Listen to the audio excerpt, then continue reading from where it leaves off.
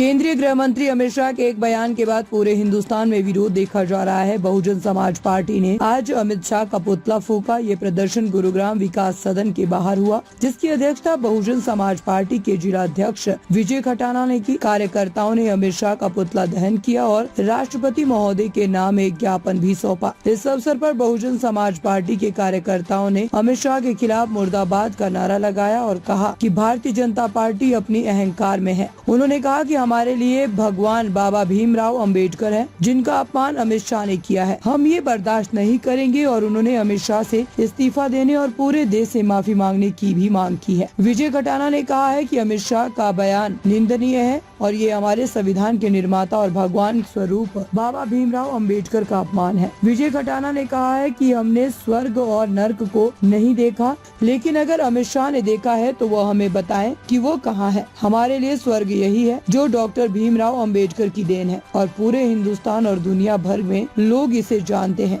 विदेशों में भी लोगों ने कहा है कि अगर बाबा साहेब अंबेडकर विदेश में जन्मे होते तो हम गर्व महसूस करते, लेकिन आज हमारे अपने देश में अगर केंद्रीय गृह मंत्री उनकी अपमान कर रहे हैं तो ये शर्मनाक है। कांग्रेस के नेता कमल सिंह ने कहा है कि विरोध में सभी कार्यकर्ताओं का आक्रोश साफ तौर पर देखा गया है। ये तो राजनीति कभी इधर कभी उधर। अब कांग्रेस पुकारते थे, हरियाणा के अंदर भी वही बात थी। पूरे मंत्री खुश हो रहे थे हरियाणा सरकार में कांग्रेस की बढ़ेगी। तो ये तो उतार चढ़ाव आते हैं। जब ये जीतते तो ईवीएम की कमी बताते हैं, हारते हैं तो भी ईवीएम कमी बताते हैं। और जिस तरह से पूरे देश में एडवोकेट नेता पूरा आक्रोश है और लोग विरोध कर रहे हैं इस टिप्पणी का, जिस तरह से अमित शाह ने करी है। पुतला फूंका गया है, क्या कुछ कहना है इस पे? देखिए, जैसा कि आपको भी ज्ञात है, परम पूज्य बाबा साहब अम्बेडकर साहब का जो अपमान अमित शाह ने किया है गलत टिप्पणी करके, उसके विरोध में आदरणीय बहन कुमारी मायावती जी ने आदेश अनुसार हमने महामहिम राष्ट्रपति जी को ज्ञापन दिया मार्फत डीसी साहब के, और हमने बड़े शांतिपूर्वक तरीका किया। हमने कोई ऐसा पुतला दहन नहीं किया है। बाकी हमारी मांग है कि गृह मंत्री साहब को जो है ना इस्तीफा देना चाहिए और माफ़ी मांगना चाहिए। जिस तरह से हमारे परम पूज्य बाबा साहब का जो पूरी दुनिया के अंदर विख्यात है, बहुत बड़े विद्वान रहे हैं और पूरे भारतवर्ष के लिए सर्व समाज के लोगों का उन्होंने कल्याण किया है। इन जानवरों से उठा करके इंसान बनाने का काम परम पूज्य बाबा साहब ने किया है। तो हमने अपना विरोध जताया है और हमें उम्मीद है कि हमारा ज्ञापन महामहिम जी के पास जरूर पहुंचेगा और इस पर वो जरूर कार्रवाई करेंगे। अमित शाह त्याग पत्र देगा और वो माफी मांगेगा। पुतला फूंका गया है, क्या कुछ कहना है इस पे? देखिए, जैसा कि आपको भी ज्ञात है, परम पूज्य बाबा साहब अम्बेडकर साहब का जो अपमान अमित शाह ने किया है गलत टिप्पणी करके, उसके विरोध में आदरणीय बहन कुमारी मायावती जी ने आदेश अनुसार हमने महामहिम राष्ट्रपति जी को ज्ञापन दिया मार्फत डीसी साहब के, और हमने बड़े शांतिपूर्वक तरीका किया। हमने कोई ऐसा पुतला दहन नहीं किया है। बाकी हमारी मांग है कि गृह मंत्री साहब को जो है ना इस्तीफा देना चाहिए और माफ़ी मांगना चाहिए। जिस तरह से हमारे परम पूज्य बाबा साहब का जो पूरी दुनिया के अंदर विख्यात है, बहुत बड़े विद्वान रहे हैं और पूरे भारतवर्ष के लिए सर्व समाज के लोगों का उन्होंने कल्याण किया है। इन जानवरों से उठा करके इंसान बनाने का काम परम पूज्य बाबा साहब ने किया है। तो हमने अपना विरोध जताया है और हमें उम्मीद है कि हमारा ज्ञापन महामहिम जी के पास जरूर पहुंचेगा और इस पर वो जरूर कार्रवाई करेंगे। अमित शाह त्याग पत्र देगा और वो माफी मांगेगा। ज्ञापन दिया गया है राष्ट्रपति महोदय के नाम से, अमित शाह माफ़ी मांगे, ऐसा क्या कर दिया अमित शाह ने? सबसे पहले तो आपका बहुत बहुत धन्यवाद। आपने यहाँ आके हमारी आवाज़ को बुलंद करने के लिए जो आवाज़ हम राष्ट्रपति जी को सौंपना चाहते थे, आज ज्ञापन देख के उसको आपने बुलंद किया, तो आपका बहुत बहुत धन्यवाद। आपको पता है अमित शाह जी ने जो संसद में बाबा साहब के ऊपर जो टिप्पणी की है, अशोभनीय है, अमर्यादित है। बाबा साहब ने दलितों के लिए, शोषितों के लिए, वंचितों के लिए, सबके लिए आवाज़ उठाई है, सबके अधिकारों की लड़ाई लड़ी। आज वो हमें बताते हैं कि बाबा साहब कौन है। अगर बाबा साहब के नाम है, अगर इतना नाम है, उसने 6 बार अंबेडकर कहा है और उन्होंने कहा कि इतना अगर आप भगवान को करते तो स्वर्ग मिल जाए। हम उससे पूछना चाहते हैं कि स्वर्ग मिलेगा कैसे? स्वर्ग बताते हैं वो लोग ही बताते हैं, हमें तो पता नहीं ना, हमने कभी देखा वो कहाँ मिलता है, किस दुकान पे मिलता है, क्या है, क्या बीमारी, किसी को नहीं पता। ये बताते कि मरने के बाद स्वर्ग मिलता है। उनसे कोई पूछे मरने के बाद आज तक कोई वापस आया बताने के लिए वहाँ स्वर्ग है?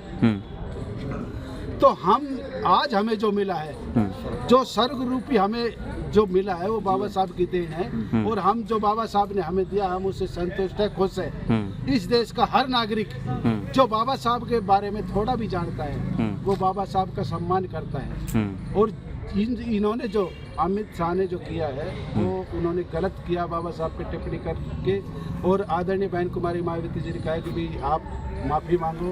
बाबा साहब किसी एक जाति के एक धर्म के व्यक्ति नहीं है, वो पूरे देश के हर उस शख्स के प्रेरणा स्रोत।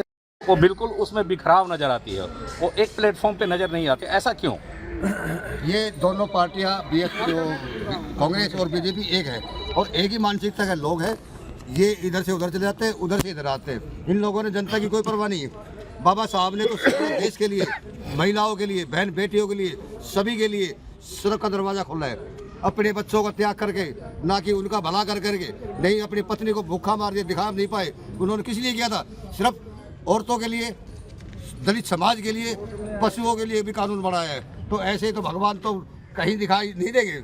हिंदुस्तान के अंदर जन्मे और विदेश में जो कहते हैं कि ये हस्ती अगर हमारे देश में जन्म लेती तो हम तो पता नहीं कहाँ इनका मान सम्मान करते। यहाँ पे बोलते नहीं कभी भी। मणिपुर में इतना हत्याकांड हो रहे हैं, आज तक राहुल जी ने कोई उनके बारे में मतलब ये तो कहा है प्रधानमंत्री के बारे में, वो जाते नहीं। इन्हें उन्होंने क्या कर लिया?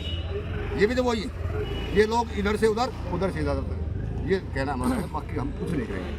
ऊपर ही है, क्योंकि हम जो कर्म करते हैं उसका हमें भोगना यही पड़ता है। कोई स्वर्ग नरक नहीं है, सब कुछ यही है। कर्मों का इजीफा सारा, कर्मों का फल है सारा।